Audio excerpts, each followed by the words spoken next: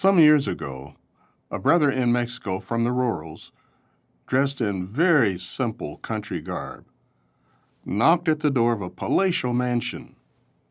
A man in a silken bathrobe responded and asked what he wanted.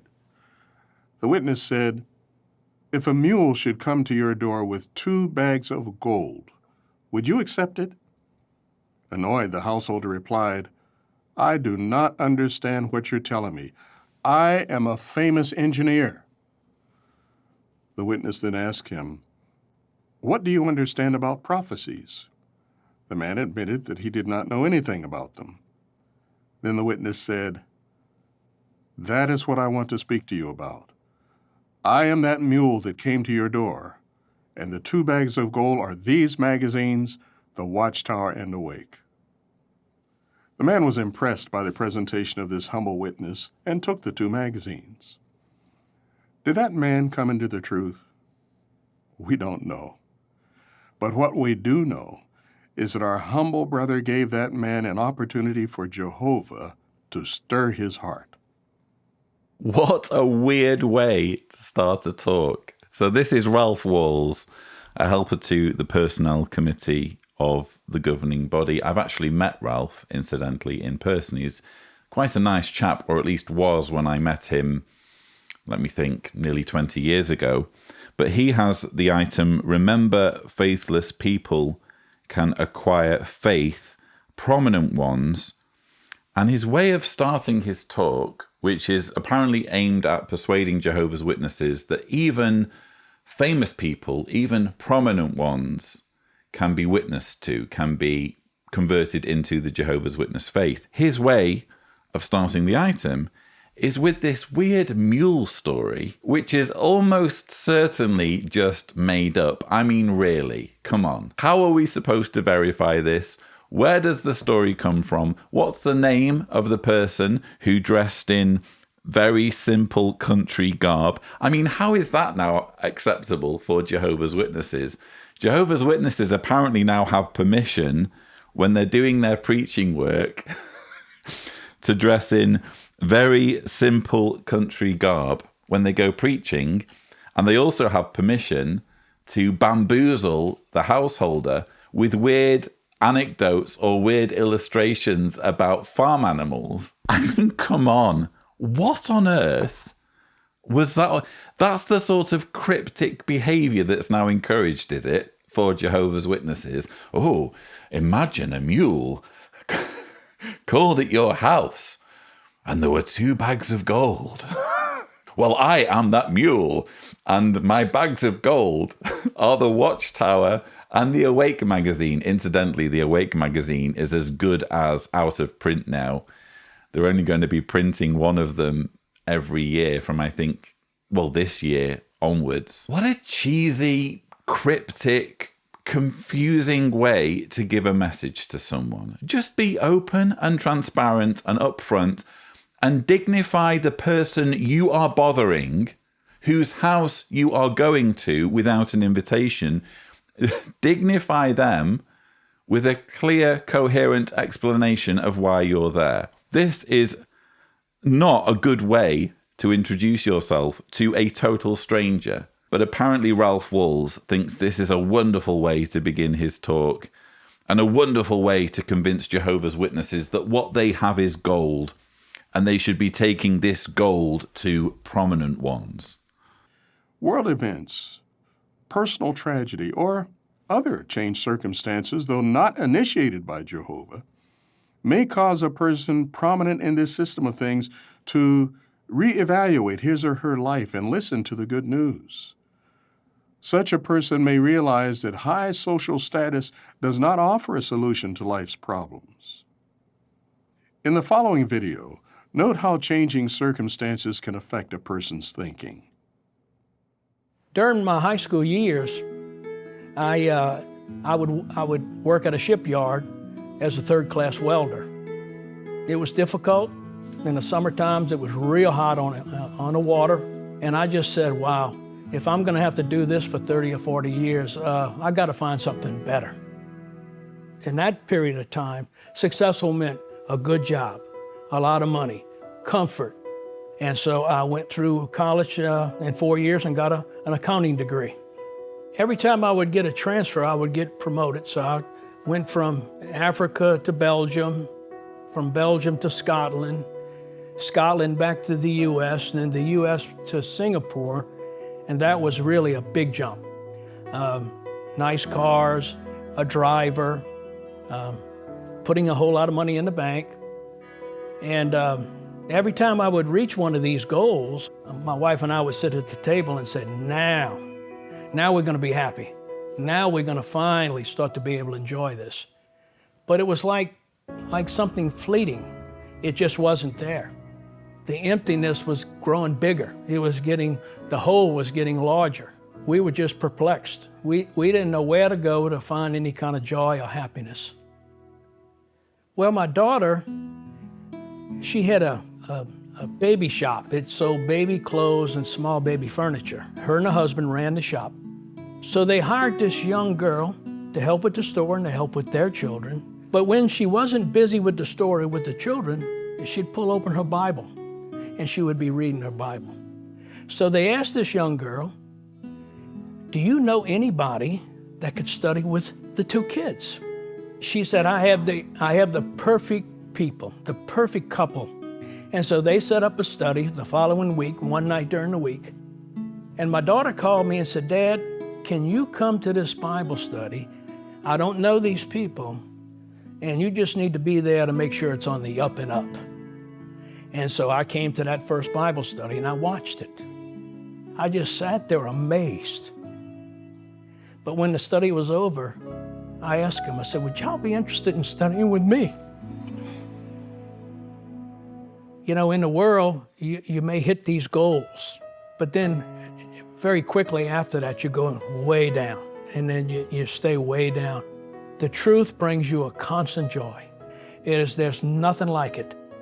It's just complete satisfaction. You just know now you're doing the right thing. And it's just changed our whole life now and our whole attitude. We are just so very content and happy. Yet more emotional reasoning, yet more heart-tugging, tear-jerking propaganda through personal testimonials that tells us nothing about the truthfulness or validity of the Jehovah's Witness beliefs. We've learned nothing in this man's testimonial that proves that Jehovah's Witnesses have the truth. All we've heard is of a man who was unhappy with his life, who came across Jehovah's Witnesses, who studied with him, and now he feels happy. The fact that he feels happy and content, whereas previously he wasn't happy and content, does not prove the Jehovah's Witness faith. I'm sure you can find any number of examples of people in other religions who would say that they are happier now that they're in this religion than they were before they were in this religion. Someone's happiness and contentment is not a barometer of how true the religion is. But there were a couple of things I wanted to draw your attention to. First of all, where he says, the emptiness was growing bigger. The hole was getting larger. We were just perplexed. We didn't know where to go to find any kind of joy or happiness. Quite often I'll hear people comment, how do you become a Jehovah's Witness as an adult? I mean, it's such a preposterous belief system. Surely you'd have to be stupid to get taken in by all this as a thinking adult. It's sort of understandable if you're indoctrinated into it as a child, but come on. How does anyone join the Jehovah's Witness religion as an adult? Well, we're seeing the reason in this testimonial and indeed what was said earlier by Ralph Walls.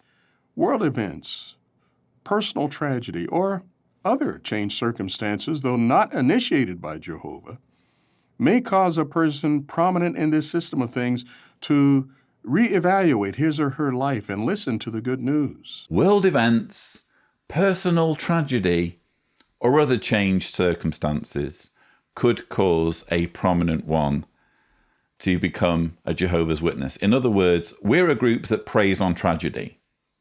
We're a group that gets people, when they're emotionally vulnerable, when they're not happy in life, we're going to jump in, we're going to intervene and say, hey, guess what? We have a way for you to be happy. We have all the answers to whatever it is that's making you feel miserable. Join us and everything's going to be okay. And that's what happened in the case of Fred Brown. He was miserable. Something in his life wasn't working. And I'm sorry, I won't be told that it's something to do with him going to college. That's the reason for all of his problems, although that's strongly insinuated here.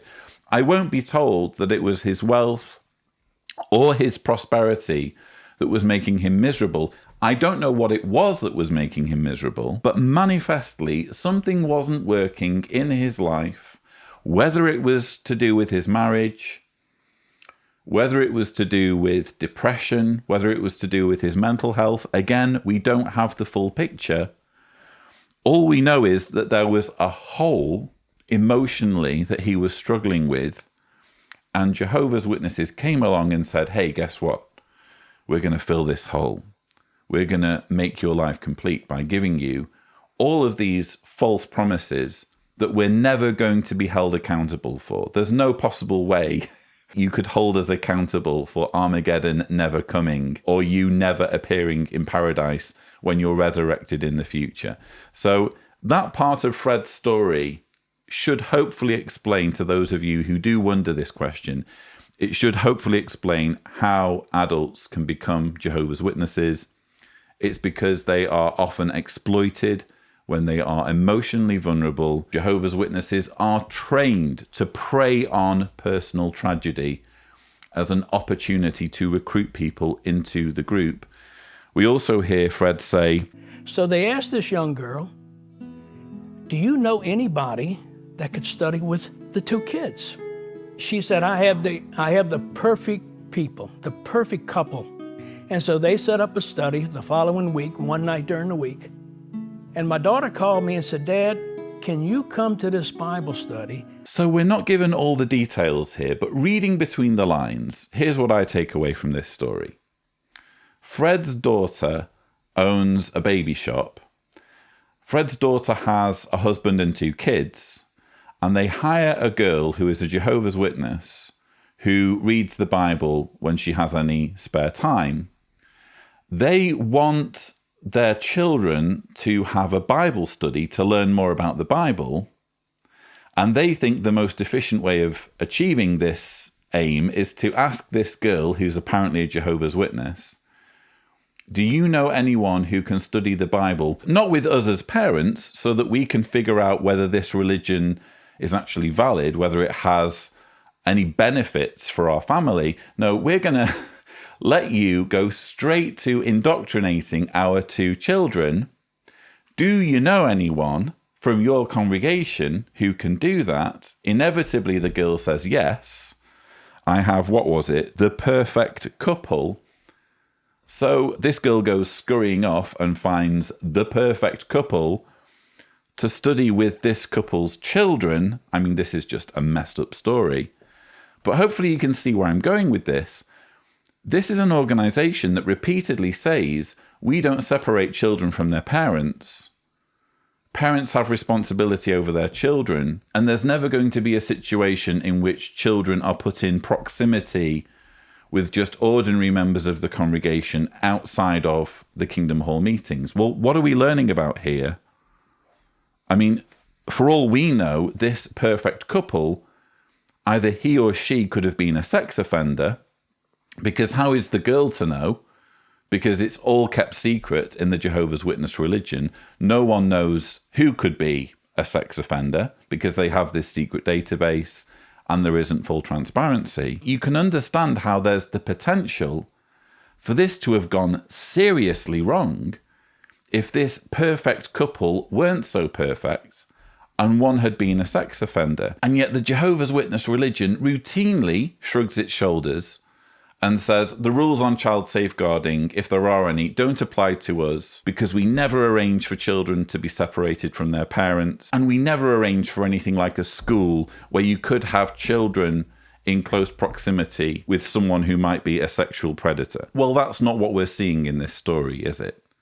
What we're seeing in this story is an opportunity for children to potentially be abused in an institutional setting because they're being brought into contact with members of a Jehovah's Witness congregation outside of the Kingdom Hall.